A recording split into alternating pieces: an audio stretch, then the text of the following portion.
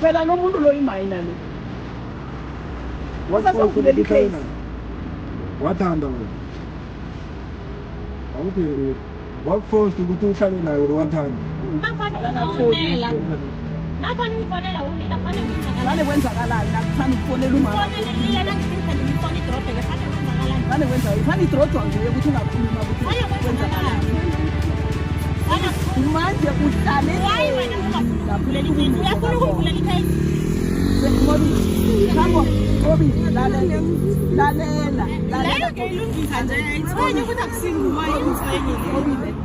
wena njengamanje ulelisana lelikhesi phela wena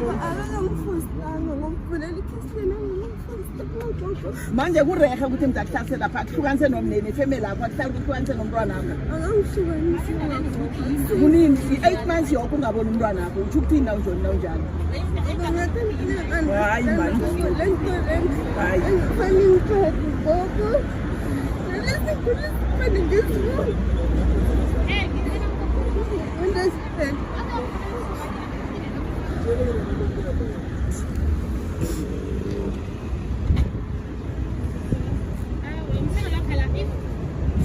umfana lona angasisejele uzokulo kanje umntwana lo yena usazokudistroya abantu abaningi lo muntu ngoba bathi uthengisane neChristian uthengisane neChristian itsho ukuthi uzimisela ukuqeda umhlaba Ake mna thanda nisilisile siziyele lapha soziberegela yena mna kamari ngibotshwa kunandaba uzibhake zodwa uthele umsana lona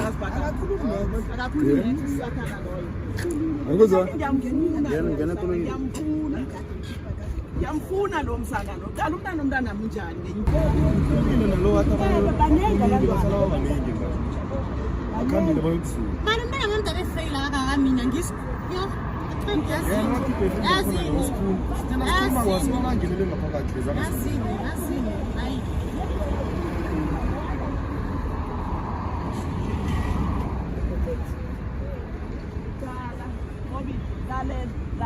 lalela ngithi mina bakubremsana eChristian ngobile bakubhemsana eChristian ngobile enegana ukuthi ondezanga ngobile ngithi ukuthi uyazini ngizela la uhlala khona ngobile ngoba ngiyakazizeka la uhlala khona usizayo moyeni manje uyazi la uhlala ngabanga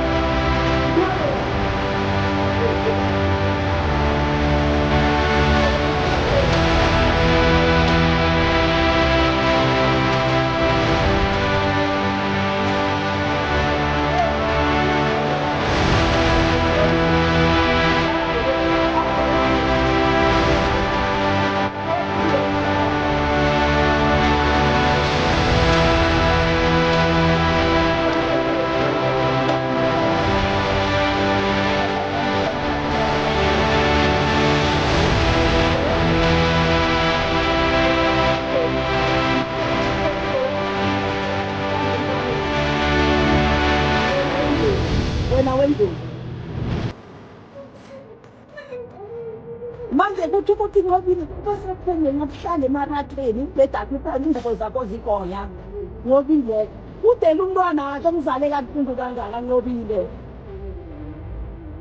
uzale umntwana wakhe umzomthiya ubhethe siyohlala emaratheni ekene ngobile akukwamanje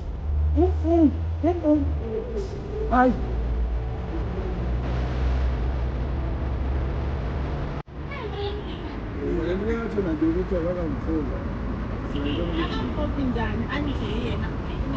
umntwana la simzimba wakhe lo asimzimba wakhe ngeni ukuthi bayamhlukumeza ngena kwakho wafika le njalo walilela umama wakhe losebusuku ngabo 1 ebusuku kwakho sithi umama wakhe ngarabhela omunye azomthatha la ngekoloyi basuka ahleze ebus stop ebusuku ahleze ebus stop wamthatha wamsa ekhaya wabaleka ekhaya wabuya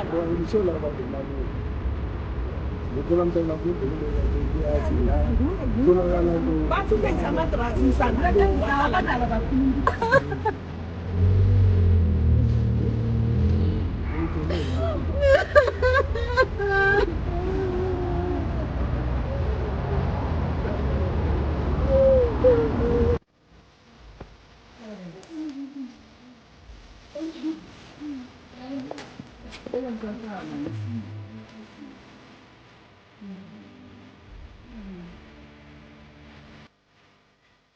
So-ke nje bakutholakele ilokhunzana basho i-app ngale ezone-1 bathi igama layo i-Church of Shame but iberega njengale yakamagquleza kwakuqala ukuthi bababopha lapho. So ayingazi, I was thinking for time being ukuthi angabaleki nesinganamali so aje aye lapho. Ngazi ukuthi ngibona njani nanini ngawufaka umbono mara nangabe ukhona. Ya, ayina tulisi ngikuphi? Ingapha ezone 1 eMountain View. So mabe uthi simchiye lapho. Sisafuna ida mara bathi sithi siya e-Church of Chain bengicabanga ukuthi vele aneda ngazi-ke kukho ukuthi mina ngikhambe ngeteksi mina ngikhambe ngemoto then angazi sokutholana njani i-direction. No, yazi ukuthi kosabenzeni bona. Izinto eziziningi ngesikhathi esiyi-1. Ngibona sigathi sikuchiyana ukhambe naye nanga kwalekela ngapha. Uyayibona? Ngoba nasikhuphuka thina sokhwela iteksi erenkini. Nina nizobe senifike kade. Uyayibona? Yazi angazi ukuthi into esenze njani. Kumele senzeni mama?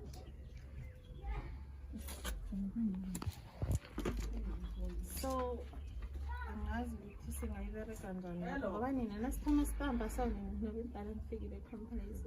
Ngithi mina uthi wena ubalobolile abantwana bakho sabazokuphumela ngani sinabantu lapha sibhizi sangazi ukuthi singasuka njani.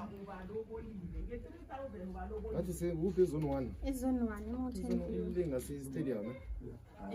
Before stadium eBrishini lana. Masithi ngikwe bridge musizone 1 lengapha.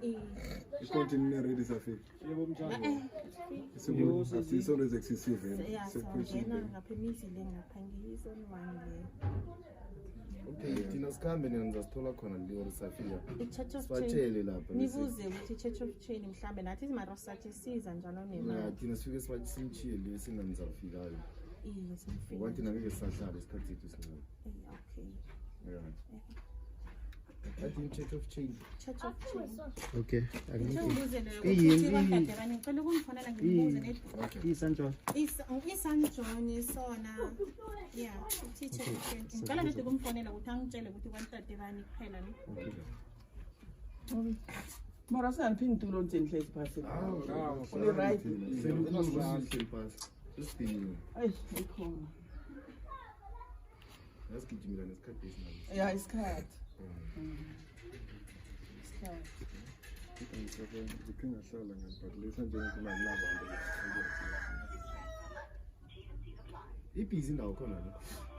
angiyazi nami sengizwa namhlanje angiyazi Nasina sanjoni ngenye but azange ngibone umuntu kuba busy. Ngazi mara mhlambe ngene. Yini konje uthi untate la nguthi ntate bani?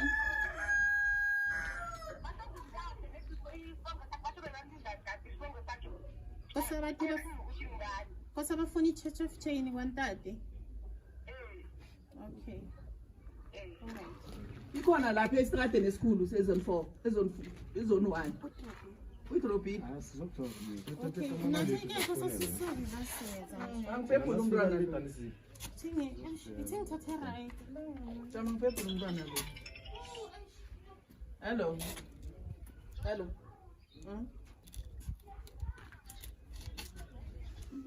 usibusisa ukugcine bakhuluma ngokuthi simse lapho ngoba lapho uzaba safe uyabona sebafikile Soluki.